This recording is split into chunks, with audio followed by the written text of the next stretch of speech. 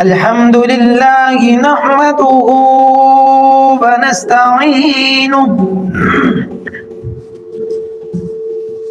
نستغفره ونؤمن به ونتوكل عليه ونعوذ بالله من شرور أنفسنا ومن سيئات أعمالنا من يهده الله فلا مضل له ومن يضلله فلا هادي له ونشهد أن لا إله إلا الله وحده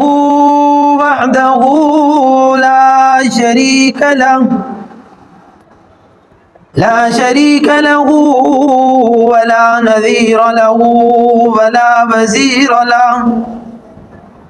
ولا مقارن له ولا مضاني له ثم نشهد أن سيدنا وسندنا وحبيبنا وطبيبنا مؤيدنا مخدومنا مقسومنا أجدر الخلق جديرنا أحسن الخلق وأجمل الخلق وأرفع الخلق ثم نشهد أن سيدنا ومولانا محمدا عبده ورسوله أما بعد فأعوذ بالله من الشيطان الرجيم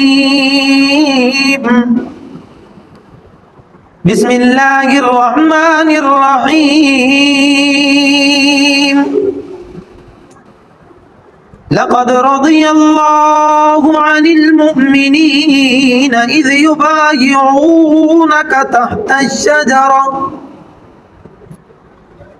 الشجرة فعلم ما في قلوبهم فأنزل السكينة صدق الله العلي العظيم وصدق رسوله النبي الكريم الأمين ونحن على ذلك لمن الشاهدين والشاكرين والحمد لله رب العالمين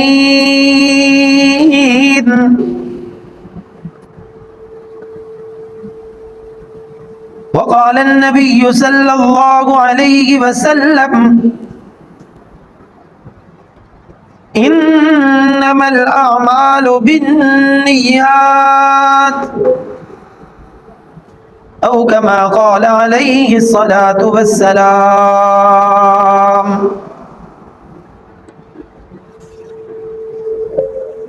اللهم صل على محمد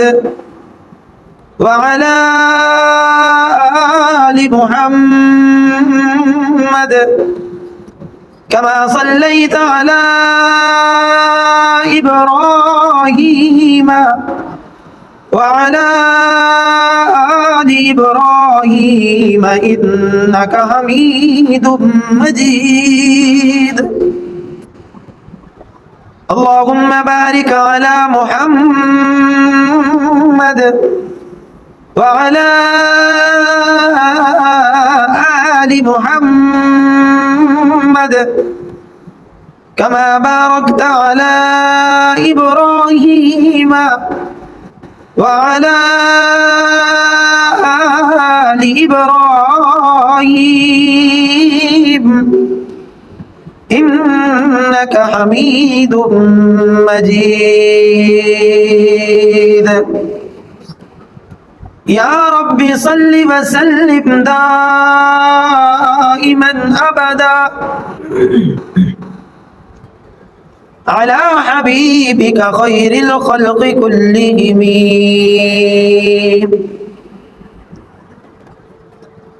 دیروز در بستان سرا ہما طوطیان خوشنوا کہتی تھی نعت مصطفیٰ بلغ العلا بکمالہ، اور قمریاں بھی شوق میں ڈالے ہوئے سر توق میں کہتی تھی اپنے ذوق میں کشف الدجا بجمالہ. اور بلبلیں بھی کوب کو لے لے کے ہر ایک گل کی بو کر رہی تھی باغ اپنی گفتگو حسنت جمیع خصالہ. اور سن کر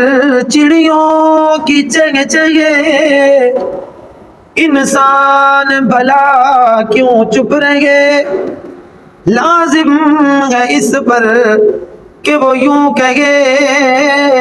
صلو علیہ وآلہ.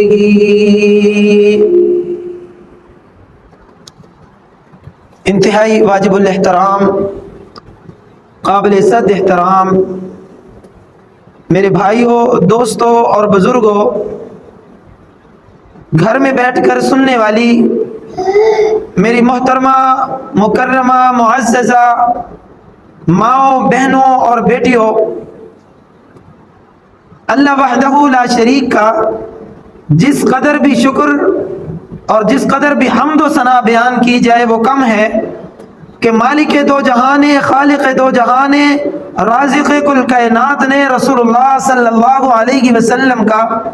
امتی پیدا فرمایا. اس سے بڑا کوئی اور اعزاز نہیں ہے. یہ وہ اعزاز ہے کہ جس کو انبیاء کرام اپنی دعاؤں کے اندر مانگتے رہے، اور ہمیں یہ اعزاز اور ہمیں یہ عنایت بغیر کسی تکلیف اور مشقت کے عطا ہوئی. ذی القعدہ کا مہینہ چل رہا ہے، اس مہینے میں بیعت رضوان ہوئی. تو آج کے جمعہ کے خطبہ کے اندر ہم بیعت رضوان کے بارے میں گفتگو کریں گے کہ بیعت رضوان کیا چیز ہے. رسول اللہ صلی اللہ علیہ وسلم کی ذات اقدس کو مکہ مکرمہ سے ہجرت کیے ہوئے، مکہ مکرمہ کو دین الہی کے لیے، دین اور اسلام کی تبلیغ کے لیے اپنا پیارا وطن یعنی مکہ المکرمہ چھوڑے ہوئے تقریباً 6 سال کا عرصہ ہو چکا تھا. اور رسول اللہ صلی اللہ علیہ وسلم مکہ سے ہجرت فرما کے مدینہ منورہ پہنچ چکے تھے، اور پہنچے ہوئے مدینہ میں رہتے ہوئے 6 سال کا عرصہ گزر چکا تھا. تو ایک رات رسول اللہ صلی اللہ علیہ وسلم اپنے بستر پر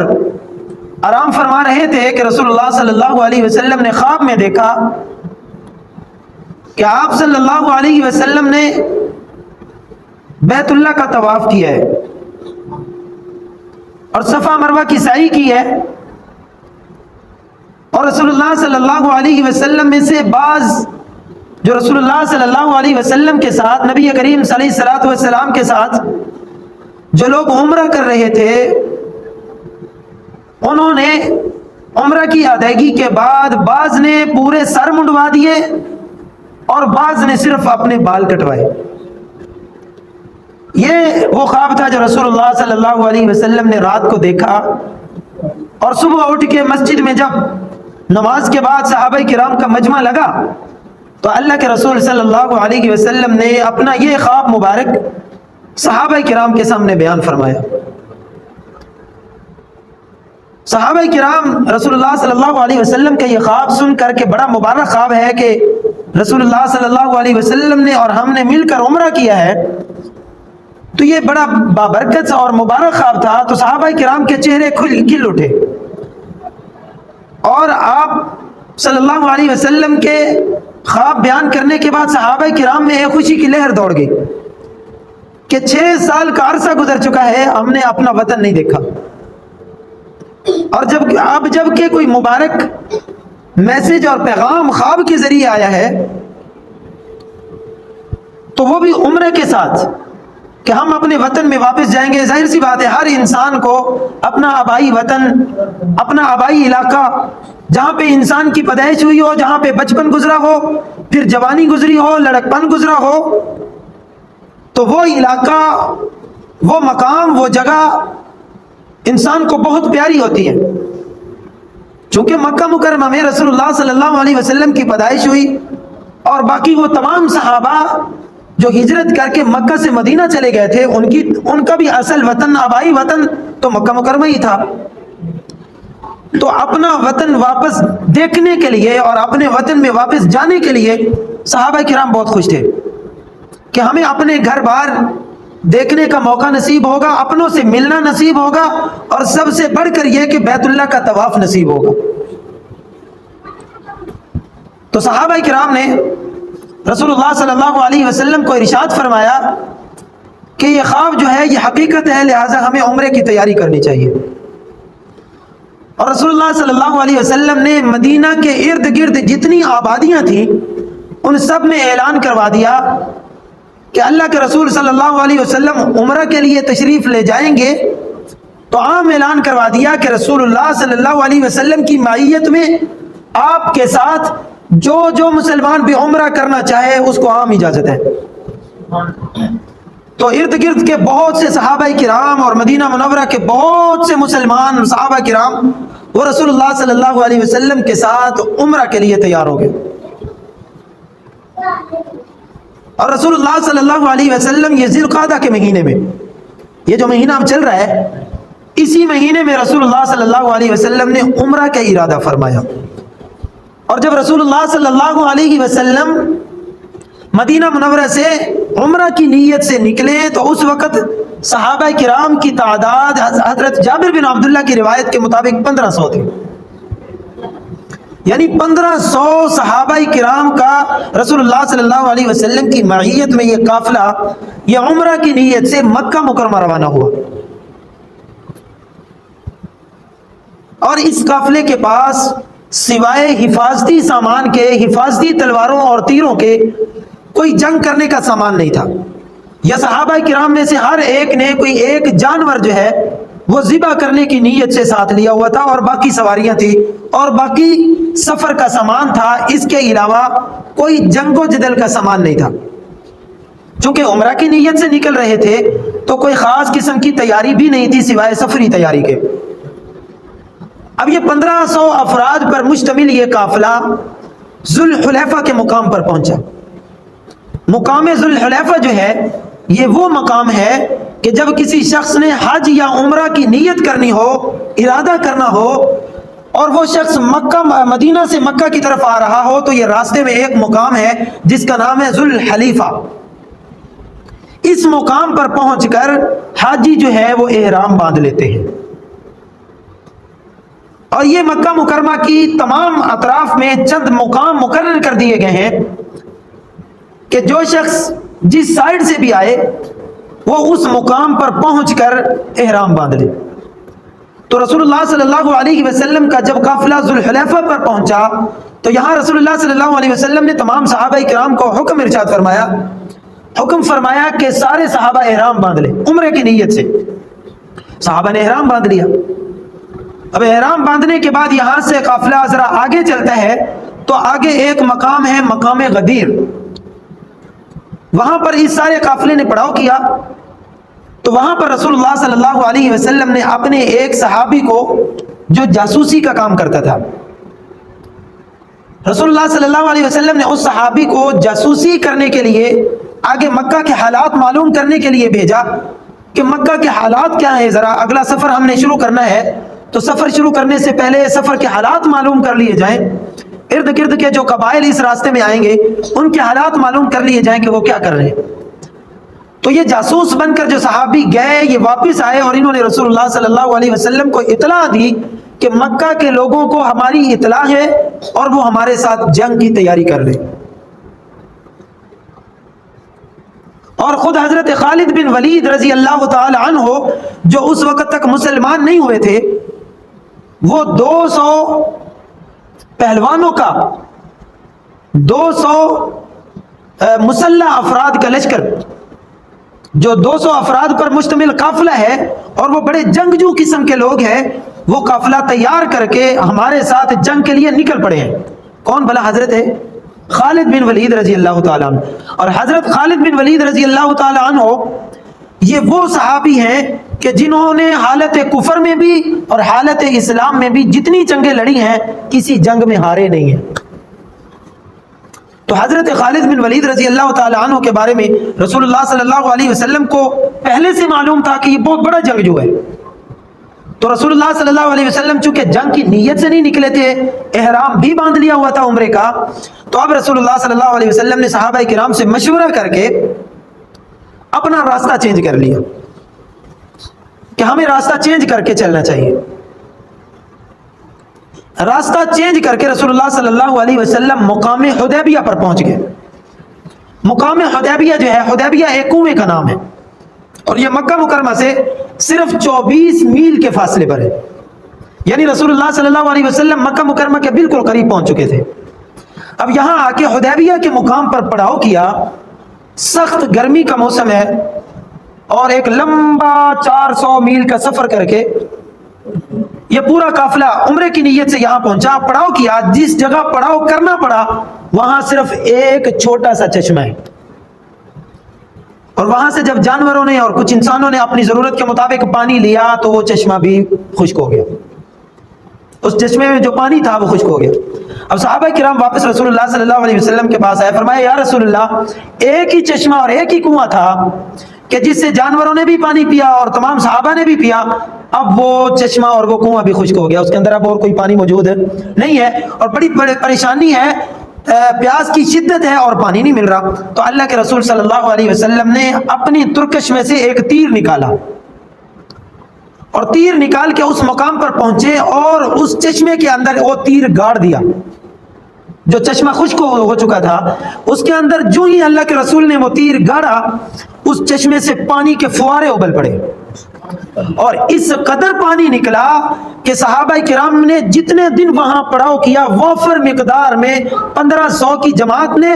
اور اس سے بڑھ کے جتنے جانور ساتھ تھے انہوں نے بھی پانی کیا اور وہ ساری زمین سیراب ہو گئی.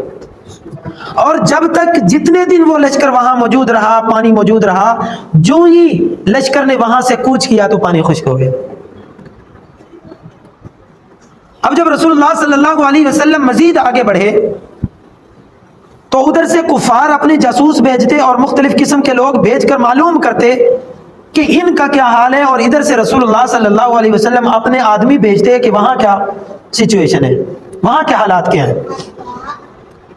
تو کفار کی طرف سے ایک شخص آیا اور اس نے دیکھا کہ رسول اللہ صلی اللہ علیہ وسلم اور یہ پورا 1500 افراد کا جو لشکر ہے یہ جنگ کرنے کی نیت سے تو نہیں ہے، کم از کم انہوں نے احرام باندھے ہوئے ہیں، یہ عمرہ کی نیت سے ہیں، اور جو ان کے پاس جانور ہیں ان کے گلوں میں وہ قلادہ لٹکا ہوا ہے. یہ اہل عرب جو ہے جس جانور کو عمرہ یا حج پر ذبح کی نیت سے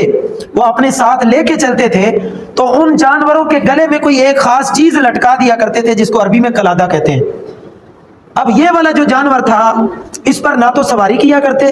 اور نہ ہی اس کو ذبح کرتے اور نہ ہی اس کو کوئی دکھ تکلیف پہنچاتے کہ سوٹی سے ہانکنا یا جانور کو جو ہے مندہ بولنا منہ سے. تو اس جانور کی عزت اور تکریم صرف اس وجہ سے کہ یہ جانور جو ہے بیت اللہ کے نام پہ جا کے، اللہ کے نام پہ بیت اللہ پہ جا کے ذبح ہوگا، تو اس جانور پہ کوئی نہ کوئی نشانی لگا دی جاتی. تو وہ جو جاسوس کفار کی طرف سے آیا اس نے دیکھا تو یہ جانور جتنے بھی ہیں ان پر نشان لگے ہوئے ہیں اور یہ جتنے بھی لوگ ہیں یہ کوئی جنگ کی نیت سے نہیں آئے. تو اس نے وہاں جا کے اطلاع دی کہ وہ جنگ کی نیت سے نہیں آئے. اب رسول اللہ صلی اللہ علیہ وسلم ذرا اور مکہ کے قریب ہوئے تو معلوم ہوا کہ یہ کفار جو ہے یہ عمرہ نہیں کرنے دیں گے، بیت اللہ کا طواف نہیں کرنے دیں گے.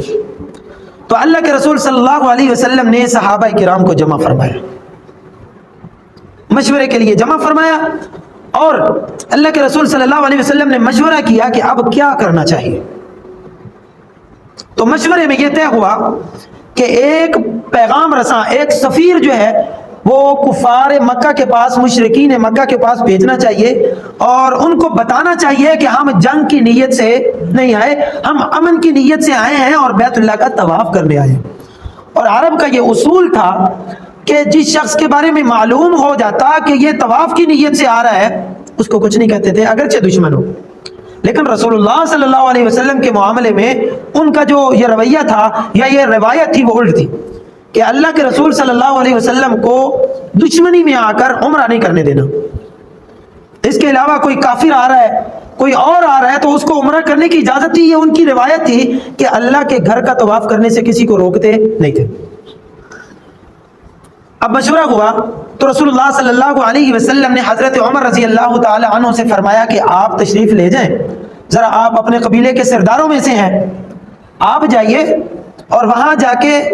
مشرکین مکہ اور ابو سفیان سے جا کے یہ بات کہیے کہ ہم جنگ کے ارادے سے نہیں آئے، ہم تو صرف بیت اللہ کا طواف کرنے آئے ہیں اور عمرہ کی نیت سے آئے ہیں. تو حضرت عمر رضی اللہ تعالی عنہ نے فرمایا یا رسول اللہ مجھے مت بھیجیے، میرا جو قبیلہ ہے یا میں جس قبیلے سے ہوں وہ ابو سفیان کے قبیلے سے کا حلیف ہے، ان کی آپس میں نہیں بنتی. تو میں جو ہی مکہ کے اندر داخل ہوں گا مجھے جو بھی دیکھے گا تو وہ مجھے قتل کرنے کی کوشش کریں گے. ہاں ہو سکتا ہے مجھے قتل کر دیں جس سے جنگ و جدل کا خطرہ ہے، اس لیے آپ اگر مناسب سمجھیں تو کسی اور کو بھیج دیجئے. چونکہ ہم عمرہ کی نیت سے آئے ہیں اس لیے ہم امن اور سکون چاہتے ہیں. تو اللہ کے رسول صلی اللہ علیہ وسلم نے حضرت عمر کی اس رائے کو پسند فرمایا. اور حضرت عمر رضی اللہ تعالیٰ عنہ کی ذات اقدس وہ ذات ہے کہ قرآن مجید میں کم و بیش 2 سے 3 جگہوں پر حضرت عمر نے جو رائے دی وہ اللہ نے بھی پسند کی، رسول اللہ نے بھی پسند کی، پھر اس کا ذکر قرآن میں بھی کر دیا کہ یہ عمر کی رائے ہے لہٰذا اسی پر عمل کیا جائے. تو اس موقع پر بھی حضرت عمر کی رائے کو اللہ کے رسول نے پسند فرمایا اور حضرت عثمان ذو النورین رضی اللہ تعالی عنہ کو سفیر بنا کر مکہ مکرمہ میں بھیج دیا کہ آپ جاؤ ان سے صلح کی بات کرو، ان سے ایگریمنٹ کرو اور ان کو منا کے آؤ کہ ہم عمرہ کی نیت سے آئے ہیں، ہم جنگ کرنے نہیں آئے. اب وہاں پہنچے حضرت عثمان رضی اللہ تعالی عنہ ابھی مکہ میں داخل نہیں ہوئے تھے کہ وہاں رسول اللہ حضرت عثمان کے قبیلے کا ایک آدمی جو اچھی جان پہچان والا تھا، دوست بھائی تھا، اس نے اپنی پناہ میں لے لیا حضرت عثمان کو اور حضرت عثمان کو پناہ میں لے کر اپنے گھر لے گئے. اپنے گھر لے جا کر وہاں مہمان نوازی کی اور وہاں سے پھر مشرکین مکہ کے سردار جہاں پر جمع تھے وہاں لے جا کر حضرت عثمان کی بات چیت کروائی مشرکین مکہ سے کہ یہ آپس میں گفت و شنید کر لیں. حضرت عثمان وہاں پہنچے اور مشرکین مکہ سرداران مکہ جو تھے ان کو بتایا کہ میں یہ رسول اللہ صلی اللہ علیہ وسلم کی طرف سے سفیر بن کر آیا ہوں. اس سے پہلے اللہ کے رسول صلی اللہ علیہ وسلم نے ایک اور صحابی کو اپنا سفیر بنا کر بھیجا تھا حضرت عثمان سے پہلے. وہ اپنے اونٹ پر بیٹھے اور مکہ مکرمہ آئے اور امن کا پیغام لے کر آئے، لیکن مشرکین مکہ نے کیا کیا کہ اس صحابی کی جو اونٹنی تھی جس پر وہ سوار تھے اس اونٹنی کو ذبح کر دیا. حالانکہ سفیر اور سفیر کا جو سامان ہوتا ہے عرب کے اندر یہ رواج تھا کہ اس کو امان دیا جاتا تھا، اس کی حفاظت کی جاتی تھی، لیکن یہ والا جو سفیر تھا اس کی اونٹنی کو ذبح کر دیا اور اس کو قتل کرنے کے درپے ہو گئے. تو کسی دوسرے سردار نے آ کے بیچ میں سے بچا کروایا اور پھر اس کو واپس رسول اللہ صلی اللہ علیہ وسلم کی طرف بھیج دیا. اس نے جا کر رسول اللہ صلی اللہ علیہ وسلم کو بتایا کہ حالات بہت سنگین ہیں، انہوں نے میری اونٹنی کو ذبح کر دیا ہے اور مجھے مارنے کے قریب تھے کہ مجھے فلاں سردار نے آ کے بچایا ہے، چونکہ میں سفیر تھا اس لیے مجھے آپ کے پاس واپس پیغام دے کر بھیجا ہے کہ ہم آپ کو عمرہ کرنے نہیں دیں گے. اس کے بعد رسول اللہ صلی اللہ علیہ وسلم نے حضرت عثمان کو اپنا سفیر بنا کر بھیجا. حضرت عثمان رضی اللہ تعالی عنہ نے وہاں مکہ مکرمہ میں جو مسلمان تھے ان کو رسول اللہ صلی اللہ علیہ وسلم کا یہ پیغام پہنچایا کہ فتح انشاءاللہ قریب ہے، آپ پریشان نہ ہو، گھبرائے نہیں. انا فتحنا لک فتحا مبینا لیغفرک لک اللہ ما تقدم من ذنبک وما تأخر، کہ اللہ تعالیٰ عن قریب ہمیں فتح مبین عطا فرمائیں گے جس میں آپ کے اگلے پچھلے سارے گناہ اللہ تعالیٰ معاف فرما دیں گے، بخش دیں گے. تو حضرت عثمان نے چھپ چھپا کے ان مسلمانوں سے ملاقات کی اور نبی علیہ الصلوۃ والسلام کا یہ پیغام پہنچایا کہ اب گھبرانے کی بات نہیں ہے، مشکل حالات جو تھے وہ ٹلنے کو ہیں، اب انشاءاللہ فتح آنے کو ہے۔ تو حضرت عثمان رضی اللہ تعالی عنہ نے ان سے بات چیت کی تو مشرکین مکہ مان گئے، حضرت عثمان کی بات کو مان گئے اور جنگ کا خطرہ ٹل گیا۔ لیکن انہوں نے شرط رکھ دی، معاہدہ ہوا آپس میں، شرط رکھ دی کہ آپ اس سال عمرہ نہیں کریں گے۔ مان بھی گئے لیکن ساتھ میں شرط رکھ دی کہ ہم آپ کو عمرہ تو کرنے دیں گے لیکن اس سال ہماری ضد ہے کہ ہم آپ کو عمرہ نہیں کرنے دیں گے،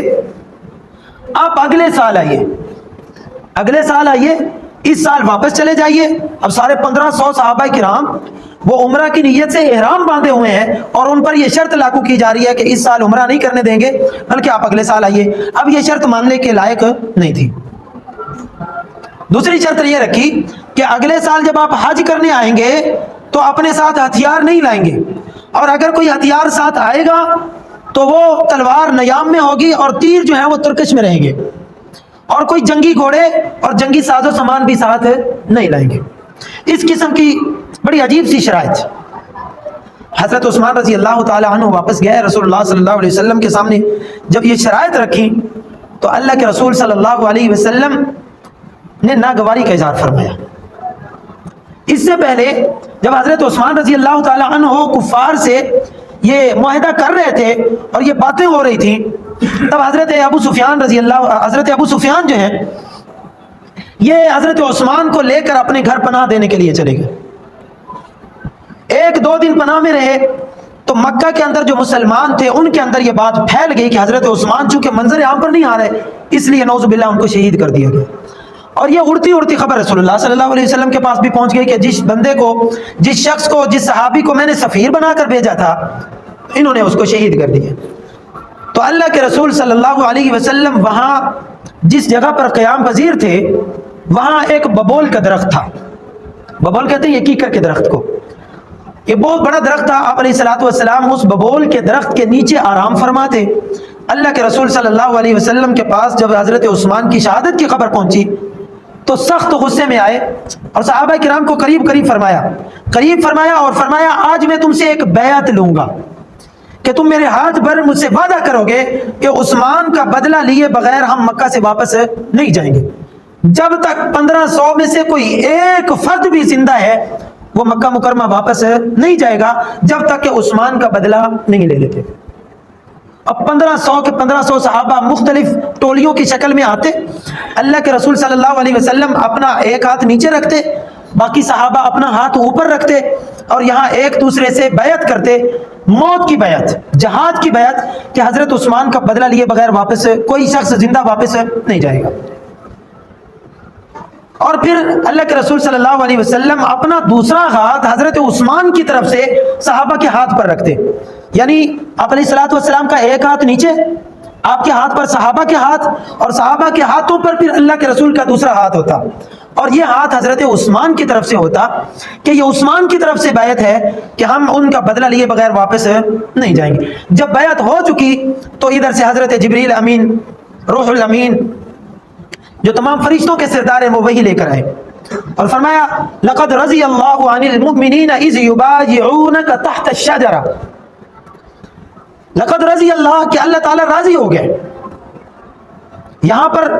عربی کے اندر ایک لفظ ہے قد، لقد رضی اللہ، قد کا مطلب ہوتا ہے کہ تحقیق اللہ راضی ہو گئے، تحقیق کا مطلب ہے پکی ٹھکی سچی بات ہے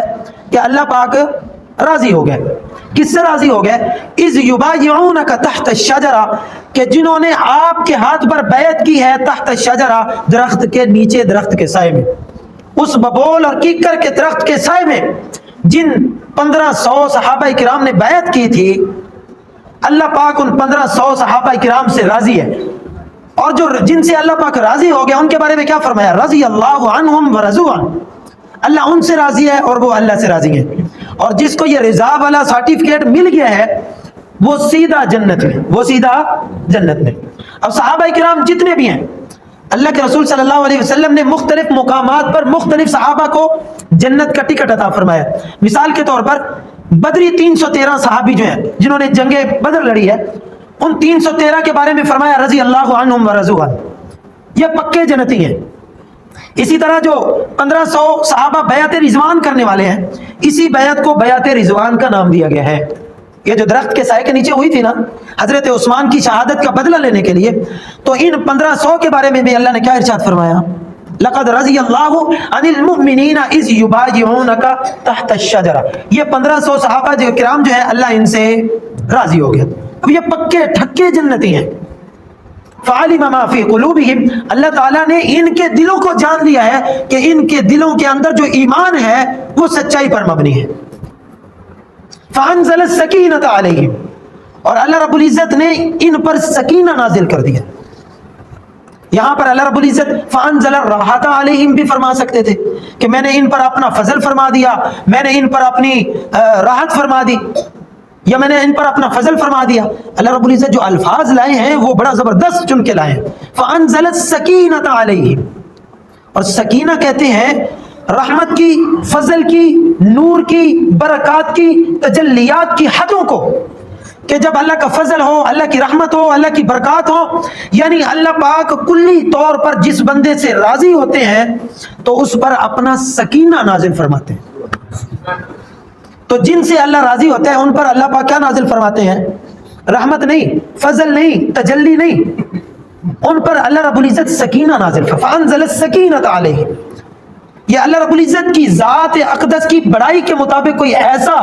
وہ معیار ہے، کوئی ایسا رتبہ ہے کہ جو اللہ رب العزت اپنے خاص بندوں کو جو ہے وہ مہیا فرماتے ہیں۔ کوئی اللہ کے خاص مقرب بندے ہوتے ہیں کہ جن پر سکینہ کی کیفیت طاری ہو جاتی ہے۔ تو اللہ رب العزت نے ان کو اپنے سکینہ میں لے لیا، ان کو سکون آ گیا، ان کے دلوں کو قرار آ گیا کہ جو دل بیت اللہ کا طواف کرنے کے لیے بےتاب تھے، جو دل صفا مروہ کی سعی کرنے کے لیے بےتاب تھے، اور جو دل اپنے پرانے چھوڑے ہوئے گھر دیکھنے کے لیے بےتاب تھے، جو دل اپنے عزیز و اقارب، اپنے ماں باپ، رشتہ دار، بہن بھائی جو انہوں نے پچھلے 6 سال سے چھوڑے ہوئے تھے اور ان کو دیکھا تک نہیں تھا، ان سے ملنے اور ان کو دیکھنے کے لیے جو بے قرار تھے، اللہ رب العزت نے ان کو قرار عطا فرمایا، ان کے دلوں کو قرار آ گیا، ان کو ذہن کو سکون آ گیا۔ فانزل السکینۃ علیہم، پھر اللہ کے رسول صلی اللہ علیہ وسلم نے کفار سے وہ معاہدہ فرمایا جو اسلام کی نشاط ثانیہ کا آغاز ہوا، اور جو فتح مکہ کے لیے وہ ابتدا تھی۔ وہ معاہدہ اگرچہ ظاہری طور پر اس معاہدے میں یہ تھا کہ آپ اس سال واپس چلے جائیں گے، اس سال عمرہ نہیں کریں گے، اگلے سال دوبارہ واپس آئیں گے، اتنا لمبا چوڑا سفر کر کے اگلے سال عمرہ کریں گے، لیکن اپنے ساتھ ہتھیار نہیں لے کے آئیں گے۔ پھر اس معاہدے میں ایک شک یہ بھی تھی کہ اگر کوئی بندہ یہاں سے مسلمان ہو کر وہاں چلا جاتا ہے، یعنی آپ کے پاس مدینہ منورہ چلا جاتا ہے، تو آپ ہمارا وہ بندہ واپس کریں گے۔ مکہ سے اگر کوئی مسلمان ہو کے مدینہ چلا جاتا ہے تو ہم یہ حق رکھتے ہیں کہ آپ سے وہ بندہ واپس لے۔ معاہدے میں یہ بات طے کی، بندہ مسلمان ہو کے گیا مدینہ میں اور اس کو واپس کرو جی، عجیب معاہدہ ہے۔ اور اسی معاہدے کی دوسری چیز جو ہے کہ اگر مدینہ منورہ سے کوئی بندہ واپس آیا، ادھر مکہ مکرمہ آیا، تو ہم اس کو واپس نہیں کریں گے، آپ کو بندہ واپس کرنا پڑے گا، اور اگر آپ کا بندہ ہماری طرف آتا ہے تو ہم اس کو واپس نہیں کریں گے۔ بڑا عجیب معاہدہ ہے۔ معاہدے کی ہر ایک شق جو ہے یہ ظاہری طور پر لگتی ہے کہ مسلمانوں کے خلاف تھی، لیکن اللہ کے رسول صلی اللہ علیہ وسلم پر یہ سورۃ الفتح جو ہے یہ نازل ہو چکی تھی۔ انا فتحنا لک فتحا مبینا، یہ معاہدہ آپ اگرچہ ظاہری طور پر لگ رہا ہے کہ یہ آپ کو ناگوار ہے، ظاہری طور پر جو اس کے معاہدے ہیں یہ ناگوار محسوس ہو رہے ہیں، لیکن اس کے پیچھے ایک بہت بڑی فتح چھپی ہوئی ہے۔ اللہ کے رسول صلی اللہ علیہ وسلم جو مشرکین مکہ معاہدہ بولتے گئے وہ لکھواتے گئے۔ اب یہاں 2 باتیں اور کر کے میں اپنی بات ختم کرتا ہوں۔ پہلی بات کہ جو لکھنے والا تھا رسول اللہ صلی اللہ علیہ وسلم نے فرمایا لکھو بسم اللہ الرحمن الرحیم، لکھو بسم اللہ الرحمن الرحیم، کہ اللہ کے نام کے ساتھ معاہدے سے پہلے لکھوایا بسم اللہ الرحمن الرحیم۔ تو مشرکین نے اعتراض کر دیا کہ یہ معاہدہ جو ہے ہم بسم اللہ کے ساتھ نہیں لکھیں گے، جب ہم اللہ کو مانتے ہی نہیں تو ہم اللہ کے نام کے ساتھ معاہدہ کیوں کریں؟ صحابہ کرام پھر کان کھڑے کیے، حضرت عمر جو بڑے غصیلے تھے، یا رسول اللہ یہ کیا ہو رہا ہے؟ اللہ کے نام کے ساتھ کہتے ہیں ہم نے معاہدہ نہیں لکھنا۔ اللہ کے رسول صلی اللہ علیہ وسلم نے حضرت عمر کو اور باقی سارے صحابہ کو ٹھنڈا فرمایا، پھر ارشاد فرمایا کہ لکھو اللہم افتح بربی، یعنی میں اللہ کے نام کے ساتھ، بس یعنی بسم اللہ الرحمن الرحیم جو باقاعدہ ہے اللہ کے نام کے ساتھ، وہ الفاظ نہیں ہے۔ اس کے بعد من محمد رسول اللہ صلی اللہ علیہ وسلم کی، یہ محمد رسول اللہ کی طرف سے فلاں فلاں لوگوں کے ساتھ یا کفار یا مشرکین مکہ کے ساتھ معاہدہ ہے۔ تو وہ پھر بول پڑے کہ جب ہم آپ کو رسول مانتے ہی نہیں تو من رسول اللہ کا لفظ کیوں لکھوائیں؟ صحابہ کرام کے اب جو جذبات ہیں اور ان کا جو برداشت تھی اور ان کا صبر جو تھا وہ جواب دے گی۔ صحابہ کرام نے تلواریں کھینچ لی کہ اب جنگ ہے تو بس جنگ ہی صحیح، کہ یہ معاہدے میں رسول اللہ کا لفظ ہی نہیں لکھنے دے رہے۔ اللہ کے رسول صلی اللہ علیہ وسلم نے پھر صبر کا مظاہرہ فرمایا، صحابہ کو پھر صبر کی تلقین فرمائی اور فرمایا اچھا چلو لکھو محمد من محمد بن عبداللہ، من محمد بن عبداللہ کی، یہ معاہدہ محمد بن عبداللہ کی طرف سے۔ ساری معاہدے کی شکیں وہ مسلمانوں کے خلاف جا رہی ہیں، لیکن اس کے پیچھے ایک بہت بڑی فتح جس کو فتح مکہ کہا جاتا ہے وہ چھپی ہوئی تھی۔ اللہ نے پھر موقع دیا تو انشاءاللہ فتح مکہ پر بھی بات کریں گے۔ وآخر دعوانا ان الحمدللہ رب العالمین۔